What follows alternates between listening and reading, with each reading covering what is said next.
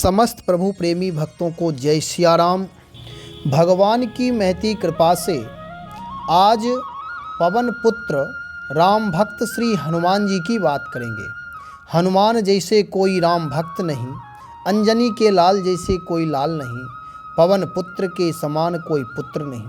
कहाँ तक कहा जाए, हनुमान जी की प्रशंसा, बड़ाई, स्तुति जितनी की जाए उतना कम ही है। तो आज चर्चा करेंगे पवन पुत्र हनुमान जी के हृदय में राम जी बसते हैं। आखिर क्यों बसते हैं? कहाँ प्रमाण है कि हनुमान जी के हृदय में राम जी बसते हैं? तो ये सारी बातें जानेंगे। यह वीडियो पूर्ण रूप से मौलिक चिंतन के आधार पर है। धैर्य और ध्यान पूर्वक सुने और अपने जीवन को हनुमान जी के चरणों में समर्पित करें। तो प्रारंभ करते हैं। गोस्वामी तुलसीदास जी महाराज इसका बहुत ही सुंदर चित्रण किए हैं रामचरितमानस में, बहुत सुंदर ढंग से। बालकांड दोहा नंबर 17 में गोस्वामी तुलसीदास जी महाराज वंदना प्रकरण में कहते हैं, प्रणवं पवन कुमार खलवन पावक ज्ञान घन, जासु हृदय आगार बसहि राम सर चाप धर। इसका सामान्य अर्थ ये है कि हे पवन कुमार, मैं आपको प्रणाम करता हूँ। आप खल वन, दुष्ट रूपी वन को जलाने के लिए आप अग्नि के समान हो, और आप ज्ञान के घन हो, नाम समुद्र हो।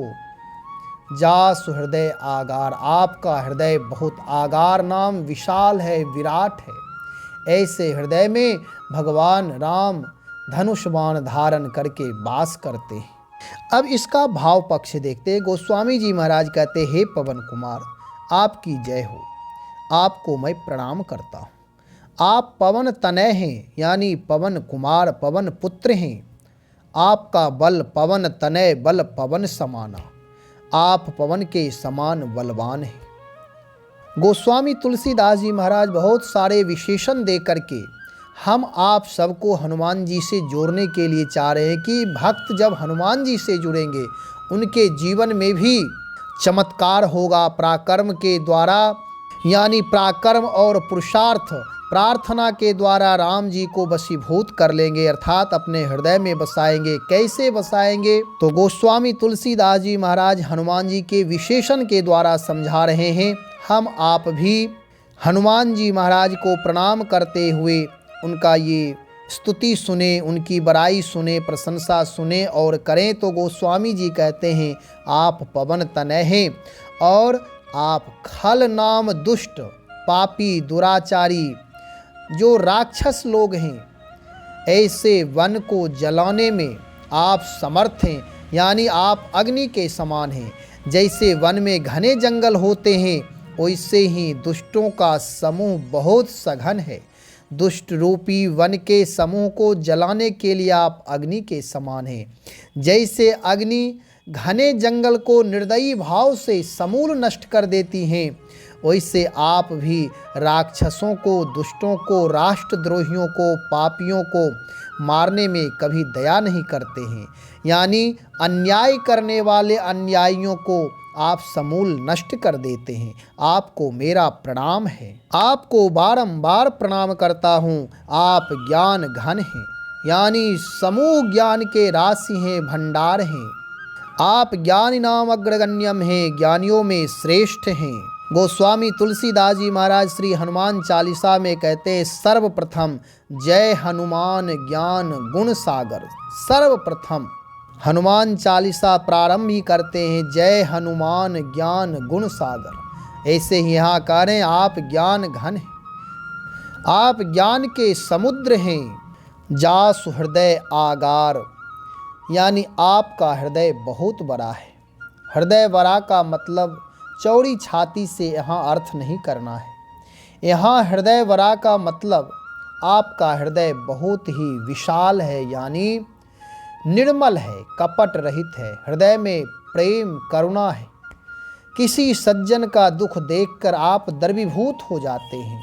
जो आपके सामने हाथ जोड़ करके अपने हृदय की वेदना कहता है, प्रार्थना करता है, तो आप सहन नहीं करते हैं।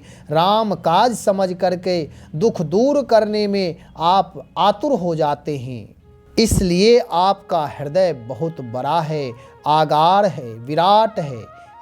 जैसे समुद्र में अथाह जलराशि, अगाध जलराशि है, वैसे ही आपके हृदय में राम प्रेम रूपी अमृत अगाध भरा हुआ है। राम भक्ति रूपी नदी गंगा सदा प्रवाहमान है। आप साक्षात प्रेम मूर्ति हैं। इसलिए गोस्वामी तुलसीदास जी महाराज कहते, बसहि राम सर चाप धर। आपके ऐसे शुद्ध अमृतमय राम प्रेम रूपी अमृत जहाँ है जिस हृदय में, अर्थात जहाँ राम काज करने में आतुरता है, जहाँ अभिमान रहित ज्ञान है, अभिमान रहित बल है, वहाँ भगवान, उस हृदय में भगवान वास करते हैं। यानी राम जी आपके जैसे पराक्रमी पुरुषार्थी प्रेमी भक्तों के हृदय में सदा धनुष बाण धारण करके बसते हैं। गोस्वामी जी कह रहे हैं, आपको मेरा प्रणाम है, आप निवेदित प्रणाम स्वीकार करें। मित्रों, मूल बात ये है कि हनुमान जी को आप प्रणाम करते हैं तो राम जी का भी प्रणाम हो जाता है। जैसे गोस्वामी तुलसीदास जी महाराज राम यश गाना चाहते हैं, रामचरित लिखना चाहते हैं, तो श्री हनुमान जी महाराज को प्रथम ही प्रणाम करते हैं।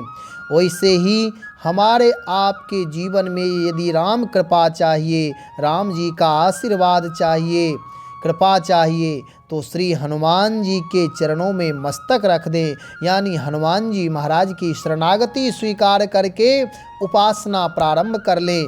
इसलिए अभिमान छोड़ करो तन मन धन से हनुमान जी की पूजा, सारे काम बनेंगे, काम न आवे कोई दूजा।